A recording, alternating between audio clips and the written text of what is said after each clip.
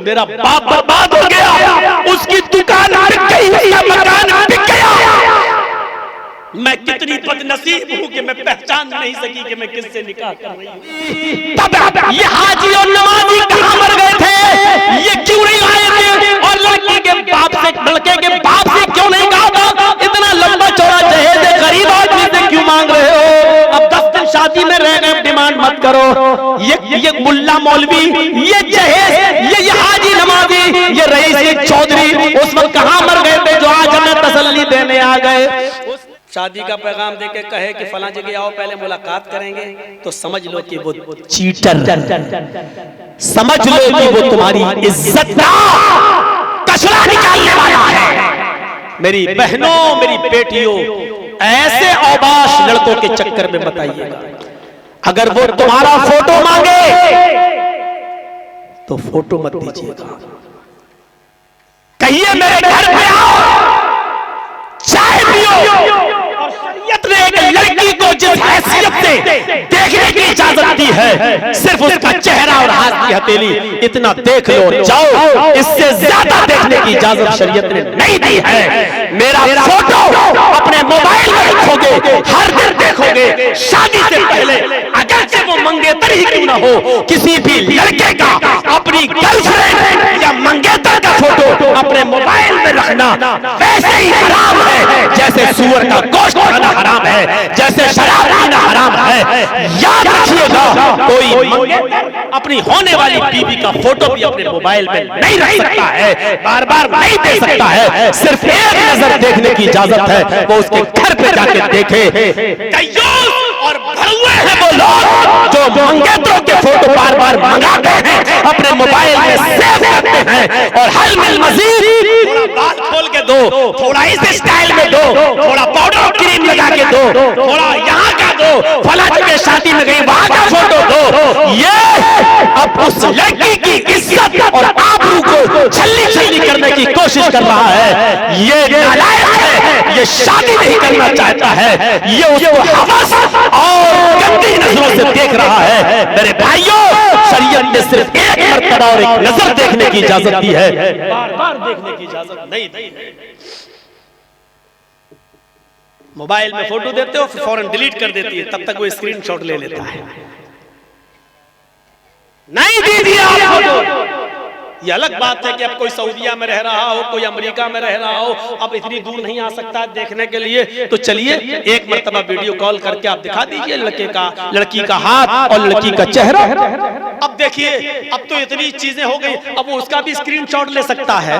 अब उसका तो कुछ बात नहीं, अब वो तो आजकल चल रहा है, तो वो आप उससे कह दीजिएगा अगर आपने स्क्रीनशॉट लिया तो आपके लिए हराम। जैसा कि एक लड़की के पास अल्लाह के नबी ने एक सहाबी को भेजा, कहा जाओ देख लो, मैं उसके साथ तुम्हारा निकाह करना चाहता हूँ। वो सहाबी दरवाजे को दस्तक देते हैं, लड़की ने दरवाजा खोला, कौन? पर्दे में थी। उसने कहा मुझे जनाब मोहम्मद रसूलुल्लाह सल्लल्लाहु अलैहि वसल्लम ने आपके पास भेजा है, कहा है कि उसमें फला फला शख्स रहता है, उसकी बेटी को एक नजर देख लो। नबी मेरा निकाह उस लड़की के साथ कराना चाहते हैं। उस लड़की ने कहा देखो वो बेटी मैं ही हूँ, मेरे बाप इस वक्त मौजूद नहीं है घर में, मेरी माँ भी नहीं है, मैं तुम्हें अपने घर में आने की इजाजत नहीं दे सकती। रही बात नबी अकरम ने भेजा है इसलिए मैं तुमसे कलाम कर रही हूँ, तुम्हें मैं अल्लाह का वास्ता देती हूँ, मैं तुम्हें अल्लाह की कसम देती हूँ, अगर अल्लाह के रसूल ने तुम्हें भेजा है और वो तुम्हारा निकाह मेरे साथ कराना चाहते हैं, तो ये लो मेरा चेहरा, ये लो मेरे हाथ की हथेली, एक नजर देख लो। अब शायद देख भी चुके हो गए। उसने फिर छिपा लिया और कहा अब चले जाओ यहाँ से, जितना शरीयत ने इजाजत दी थी मैंने दिखा दिया, अगर नबी अकरम ने इजाजत दी है तो मैंने तुम्हें दिखा दिया है, और अगर तुमने झूठ बोलकर मेरा चेहरा और मेरी हाथ की हथेली देखी है तो कल कयामत के दिन मेरा हाथ होगा और तुम्हारा गरीबान होगा। तुमने जुल्म किया है, मेरे जिस्म पर तुमने ज़्यादती की है, कयामत के दिन में इसका इंतकाम लूंगी तुमसे। मेरे भाइयों, उसने कसम खाई कि अल्लाह की कसम जिसके कब्ज़े हिस्से में मेरी जान है, मुझे मोहम्मद रसूलुल्लाह ने भेजा। कहा ठीक है, अब जाओ, मेरा चेहरा और मेरी हाथ की हथेलियां देख चुके हो, जाओ, इससे ज्यादा की इजाजत नहीं है। भेज दिया उसको। ये थी सहाबियात, ये थी मोहम्मद रसूलुल्लाह सल्लल्लाहु अलैहि वसल्लम के जमाने की बेटियां, जो चेहरा दिखाते वक्त भी कह रही है अगर अल्लाह के रसूल ने भेजा तब तो इतना देख लो, उसकी इजाजत है, और अगर नहीं भेजा है तो कयामत के दिन मेरा हाथ होगा तुम्हारे गरीबान, रब की अदालत के अंदर मैं तुम्हारा गरीबान खींचूंगी, पकड़ूंगी। आजकल थोड़ी सी तकियों में, थोड़ी सी बातों में, थोड़ी सी मोबाइल में बहक जाने वाली लड़कियां अपने हर स्टाइल के फोटो दे देती हैं उन लड़कों को जो बाद में ब्लैकमेलर बन जाता है, अपने साथियों को दिखाता है और बाद में पता चला वो मेरी तो बनी नहीं, मेरे दोस्त की बन गई। दूसरों की नजरें खराब हो जाती है। मुआशरे में क्या ये बुराई नहीं है? अल्लाह के नबी डायरेक्ट निकाह का पैगाम दे रहे हैं उम्मे सलमा को। लड़का भी पैगाम दे सकता है डायरेक्ट लड़की को, और लड़की भी दे सकती है। अल्लाह के रसूल के पास एक औरत आई, बुखारी शरीफ की हदीस, और आकर कहने लगी कि अल्लाह के नबी मैं अपने आप को आपको हिबा कर रही हूँ, मैं अपने आप को आपको निकाह में दे रही हूँ, आपसे शादी करना चाहती हूँ। आप खामोश हो गए। उसने दोबारा कहा आप खामोश हो गए, तीसरी बार तो आप खामोश हो गए। एक साहबी बैठे थे, कहा अल्लाह के रसूल अगर आपको जरूरत नहीं है तो मेरे साथ कर दीजिए, अगर आप चाहते हैं तो मेरे साथ कर दीजिए। आपने कहा ठीक है मैं तो नहीं कर सकता, तुम करोगे? उसने कहा हाँ। उस औरत से पूछा तुम इससे करोगी? कहा आई तो थी आपके लिए, अगर आप नहीं कर सकते तो मैं इसके साथ कर लूंगी, मेरा कोई नहीं है आगे पीछे, मुझे सहारा चाहिए। आपने उस साहबी से कहा कुछ है देने के लिए, क्या दोगे तुम अपनी बीवी को? मेहर, जहेज नहीं पूछा, तुम्हारे बाप नहीं है, भाई नहीं है, बाइक कौन देगा, ऊंट कौन देगा, खच्चर कौन देगा, घोड़ा कौन देगा, लड़का कपड़े की दुकान पे बैठता है, कपड़े की दुकान का चेक कौन देगा, ये नहीं पूछा था। आपने सहाबी से पूछा ये शादी करने के लिए आई है, मैं नहीं कर सकता, तुम तैयार हो, अपनी बीवी को मेहर क्या दोगे? कहने लगा मा इंदी शैउन, नहीं है मेरे पास। आपने कहा घर जाओ कुछ लेके आओ। घर गया और आया, कहने लगा कुछ नहीं मिला। माँ वजद तो शैअन या रसूल अल्लाह, कुछ नहीं मिला। आपने कहा दोबारा जाओ, लोहे की अंगूठी मिल जाए वही ले आओ। वो दोबारा गया, फिर आया, कहता है कि माँ वजद तो खातम मिनल हदीद, लोहे की अंगूठी भी नहीं मिली। हाय हाय कितना गरीब इंसान, लोहे की अंगूठी तक नहीं मिली बीवी को मेहर में देने के लिए। आपने कहा अच्छा अब क्या होगा? उठ के जाने लगा। आपने कहा कहाँ जा रहे हो? कहा कुछ नहीं है, खेती बाड़ी करूं जा रहा हूँ, बगीचे में जो काम करता हूँ वही करूंगा। जब कुछ है ही नहीं तो निकाह कैसे होगा? जहेज के बगैर निकाह होता था, लेकिन मेहर के लिए बड़ा मुश्किल था कि कैसे देंगे। सोच रहे हैं आप? अल्लाह के नबी ने कहा इधर बैठो, कुछ भी नहीं है तुम्हारे पास? सोच के कहता हाँ एक चीज है, याद आ गई। कहा क्या है? कहा अल्लाह के रसूल एक लुंगी है, इंदी इजारुन, एक लुंगी है मेरे पास। आपने कहा अच्छा जाओ वही ले आओ। कहा नई नहीं है, पुरानी है। क्या करते हो? कहा जब सोता हूं तो पहन लेता हूं। आपने कहा मुस्तअमला लुंगी, इस्तेमाल की हुई? कहा वो दोगे तुम? कहा दे कहां रहा हूं, बता रहा हूं ये है मेरे पास। कहा कि अच्छा चलो वही दे अपनी बीवी को। तो कहता कि ठीक है आधी दे सकता हूं। आपने सर पकड़ के कहा अरे आधी?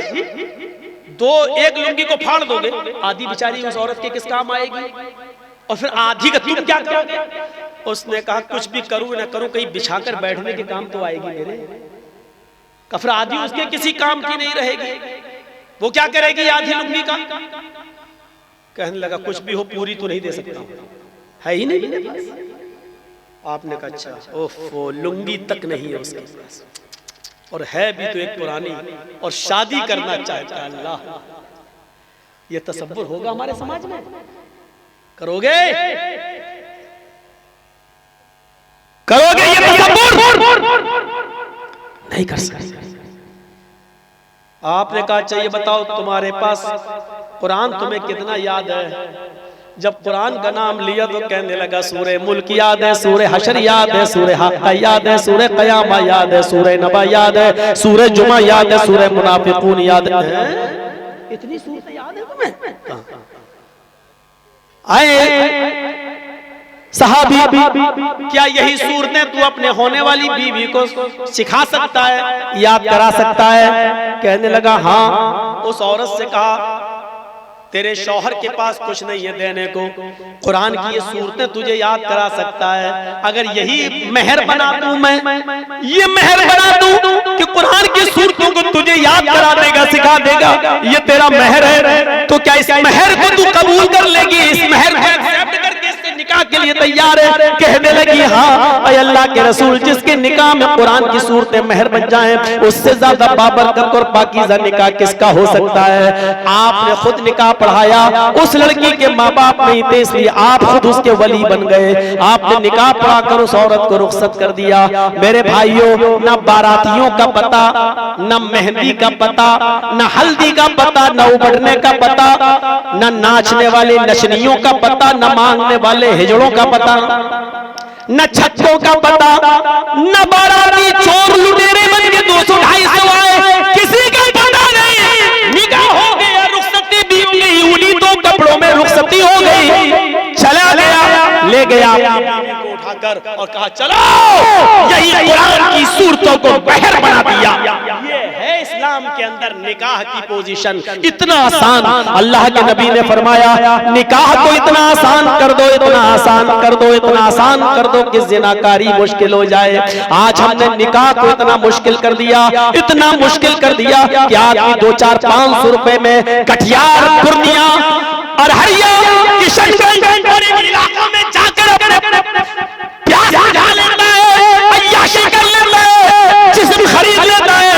आज इसके लिए 500-1000 रुपए में लड़कियों का जिस्म हासिल करने में कोई बुराई नहीं होती है। मेरे भाइयों, जरा तसव्वुर करो कि क़यामत के दिन मैदान महशर जहन्नम में ऐसे लोगों को कौन सी चीज पिलाई जाएगी? क्या मैं उस तरफ नहीं जाना चाहता।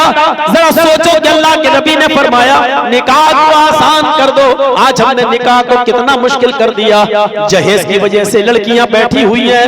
आओ जरा हमारे यूपी में, चलो जरा महाराष्ट्र की तरफ आओ, चलो जरा मैं उस तरफ लेके चलता हूँ जहाँ पे अगर जहेज खत्म करके जल्द से जल्द अपनी बालिग लड़कियों का तुमने निकाह न करवाया, समाज और सोसाइटी वालों अपनी समाज में 15, 16, 17, 18 साल की इन लड़कियों पर नजर रखो और जल्द से जल्द इनकी शादियों का इंतजाम करो और बगैर जहेज के शादियां करा के इनका घर बसवाओ, वरना वो दिन दूर नहीं है जब तुम्हारी बेटियों के पेट से राम लखन पैदा होंगे, प्रेमचंद पैदा होंगे, कोई ये पैदा होगा, कोई वो पैदा होगा और फिर तुम्हारी लड़कियों को तलाक दे दी जाएगी। तुम बाप होकर अपनी बेटी को दफन नहीं करोगे और उस समाज में रहकर वो चिता में भी नहीं जलाई जाएगी। हमारी बेटियों के जिस्म तबाह होकर चकलों पर बिकेंगे। मेरे भाइयों, यही प्लानिंग है, यही मंसूबा है। तुम सोचते हो कि हमारी बेटियों को वो अपने घर की बहू बनाएंगे।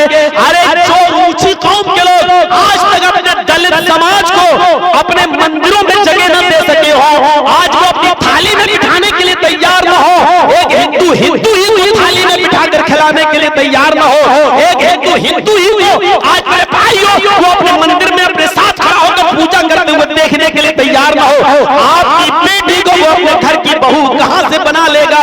मेरे भाइयों, इतना समझने की कोशिश करो। ये सब कुछ रोक सकते हो अगर जहेज की लानत को खत्म कर दिया अपने मुआशरे से तो। समझा? मीर तकी मीर का वाकया सुने ना? एक ही बेटी थी, बड़ा अच्छा बिजनेसमैन लड़का तलाश कर रहे थे और बिलाखिर मिल गया। शादी में 10 दिन रह गए, उसने डिमांड कर दी।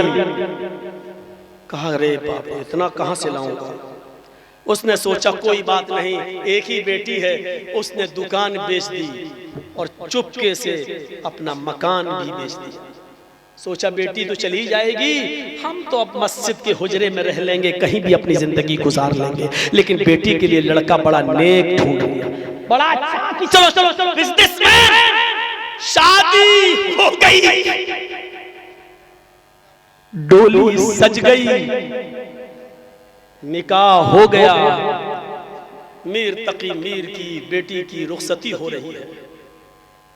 जब वो अपने शौहर की बहनों के साथ जाने लगी मीर तकी मीर की बेटी की किसी सहेली ने उसके कान में कह दिया, बहन तुम तो आबाद हो गई लेकिन तुम्हारा बाप बर्बाद हो गया।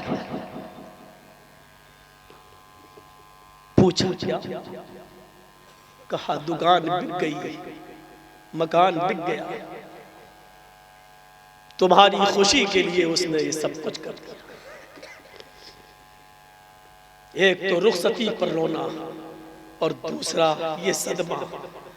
बहरहाल ससुराल गई, औरतें निशाना बनाए रही देख देख कर, और फिर रात को कमरा खाली कर दिया गया।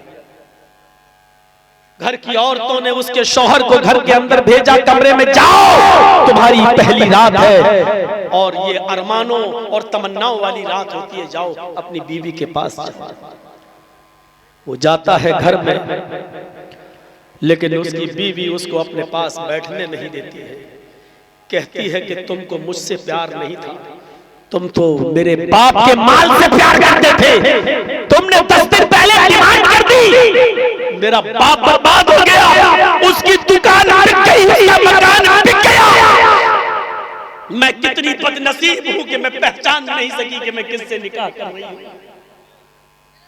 उसने कहा देखो आज की रात हुज्जतों की रात नहीं है, पूरी जिंदगी पड़ी है, कभी लड़ लेना।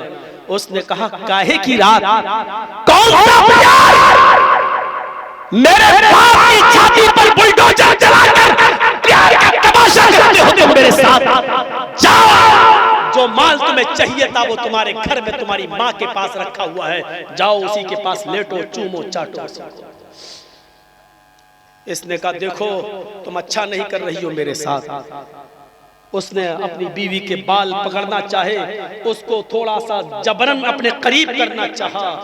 उसने दर्दनाक चीख मारी मीर तकी मीर की बेटी ने, और चीख मारते ही जमीन पर गिरी और गिरते ही रूह उसकी कब्ज से उनसुरी से परवास कर गई, अटैक कर गया।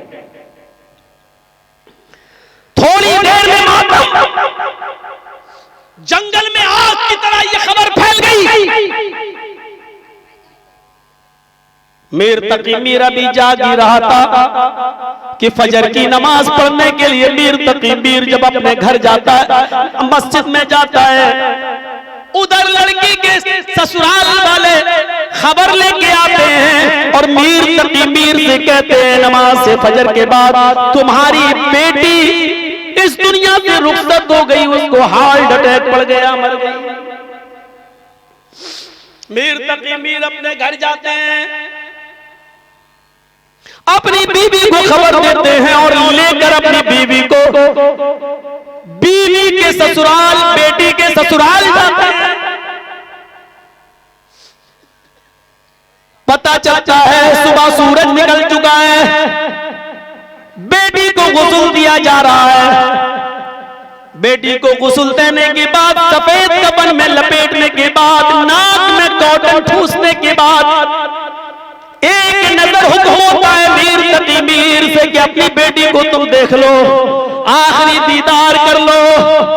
मीर तकी मीर जब अपनी बेटी का आखिरी दीदार करने के लिए जाते हैं और अपनी बेटी के पड़े हुए सफेद कफन पर नजर डालते हैं तो कहते हैं लोगों अभी कुछ देर पहले तो मेरी बेटी के जिस्म पर लाल रंग का सुर्ख रंग का जोड़ा था, ये सफेद रंग का कफन तो मैंने नहीं दिया था, ये मेरी बेटी को किसने दिया है? जवाब मिला तुम्हारे दामाद की तरफ से बेटी के ससुराल वालों ने पहनाया है। मीर तकी मीर ने फरमाया ये चीज मैंने दी नहीं है, जो जो मांगा लिस्ट मेरे पास है, ये है वो लिस्ट, मेरा दामाद है, ये मेरे दामाद इस लिस्ट में ये चीजें सब चीजें मौजूद हैं, इस लिस्ट में कफन नहीं है, तुमने कफन नहीं मांगा, बस यही एक चीज दिया है तुमने मेरी बेटी को, बकिया सारी चीजें तो हमने दी हैं। ये क्या है? लोगों ने कहा मीर इस वक्त दफन हो जाने दो, जनाजा पहले उठ जाने दो। मीर तकी मीर ने कहा क्यों, क्या बात है? जब जहेज मांग रहा था और डिमांड कर रहा था तब तुम्हारी शर्म कहां मर गई थी? तब ये हाजी और नमाजी कहां मर गए थे? ये क्यों नहीं आए थे? और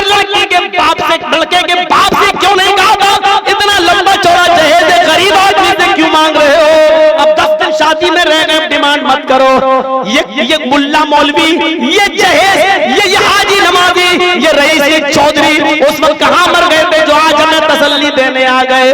उसने अपनी बेटी के कफन को, सर को खोला और अपनी बेटी की पेशानी चूमी, माथा चूमा और अपनी बेटी की उस कफन को पकड़कर जिंदगी का आखिरी शेर पढ़ा और कहने लगा, बेटी आज के बाद तेरा ये बाप शायरी छोड़ रहा है, आज के बाद किसी मुशायरे में नहीं जाएगा और मैं जिंदगी का आखिरी शेर तेरी लाश पर, तेरी जनाजे पर पढ़ रहा हूँ। अपनी बेटी के कफन को पकड़कर कहता है, अब आया है ख्याल आरामे जान इस नामुरादी में, अब आया है ख्याल आरामे जान इस नामुरादी में, कफन देना तुझे भूले थे हम असबाबे शादी में। ओ मेरी बेटी, तेरा बाप कफन देना ही तुझे भूल गया था और तो सारी की सारी चीजें तेरे बाप ने तुझे दी है, लिहाजा तुझे तेरे ससुराल वालों ने कफन पहना कर एहसान कर दिया है। आए मेरी बेटी के ससुराल वालों, मेरी बेटी के जिस्म से कपड़ा उतारो, मैं एक चादर लेके आया हूँ, मेरी बेटी वो चादर पहनेगी और मैं अपनी बेटी की लाश को अपने मकान पर अपने घर ले जा रहा हूँ। मेरी बेटी जहेज मांगने वाले कुत्ते के कब्रिस्तान में दाखिल नहीं होगी, दहेज की डिमांड करने वाले लालची कुत्ते के कब्रिस्तान में मेरी बेटी दफन नहीं की जाएगी। मुझे अपनी बेटी को अपने इलाके, अपने घर के कब्रिस्तान में ले जाना है। मीर तकी मीर ने जहेज मांगने वाले को कुत्ता कहा है, उसको हड्डी कहा है और उस हड्डी की तलब में रहने वाले को कुत्ता कहा है। मेरे भाइयों, मीर तकी मीर ने जहेज मांगने वाले और जहेज की डिमांड करने वाले को कुत्ता कहा है। इस लफ्ज़ कुत्ते पर भी अगर हमें शर्म ना आई, इस लफ्ज़ कुत्ते पर भी अगर हमें हया ना आई और हमने अपने मुआशरे को जहेज के लेन देन से पाक ना किया तो तैयार रहिए, हमारी बेटियां गैर मुस्लिमों के घरों में जाने के लिए तैयार बैठी हैं। वो अपने मकसद में कामयाब हैं और वो अपने मकसद में बहुत हद तक कामयाब हो रहे हैं। उनके पास मीडिया है, उनके पास सोशल मीडिया है, उनके पास भौंकने वाले कुत्ते हैं, उनके पास लड्डू और मिठाइयां और दौलत के अंबार हैं, उनके पास सारी चीजें हैं। आपके पास कुछ नहीं है, आपके पास लड़ने और झगड़ने के अलावा कुछ नहीं है, आपके पास मोबाइल से हाय हेलो करने के अलावा कुछ नहीं है। आप न तालीम में मजबूत हैं, आप न कारोबार में मजबूत हैं, आप न सियासी तौर पे मजबूत हैं, आप न पढ़ने लिखने में मजबूत हैं, आप न डीएन के एतबार से मजबूत हैं, आपके आईपीएस और आईएएस ऑफिसर नहीं है, आप अधिकारियों के तौर पर कमजोर हैं, आप हर मैदान में कमजोर हैं, वो हर मैदान में मजबूत हैं। आपकी बेटियां दहलीज पर बैठी हैं, खड़ी हुई है, वो भागने की कगार पर हैं, उनको जो भी मिलेगा बगैर जहेज के अपनाने वाला, या आपकी बेटियां वहां जाने के लिए तैयार हैं और ये सारी के सारे मंसूबे बनाए जा चुके हैं। अकल के नाम लीजिए, अकल का होश लीजिए और इस वक्त अपनी बेटियों को बचाइए, अपनी बेटियों को बचाइए। ये चर्चिस आज दामन फैला के कह रहा है, अपनी झोली फैला कर तुमसे भीख मांग रहा है, अपनी बेटियों की हिफाजत कर लो वरना बहुत खतरनाक मंसूबे बनाए जा चुके हैं। तैयारी करिए अपनी बेटियों को बचाने की। काफी है 2 घंटे की तकरीर, इसी पर इक्तफा कीजिए। मैं 1.5 घंटा बोला हूं हर जगह, लेकिन आज बोल गया 2 घंटा जज्बात में आकर। मेरे प्यारे साथियों, मैं फिर कह रहा हूं, फजूल खर्ची से मुआशरे को पाक करिए, शादियों को इस्लामी बनाइए, अपने बच्चों को नेक बनाइए, फजूल खर्ची से मुआशरे को पाक और साफ कीजिए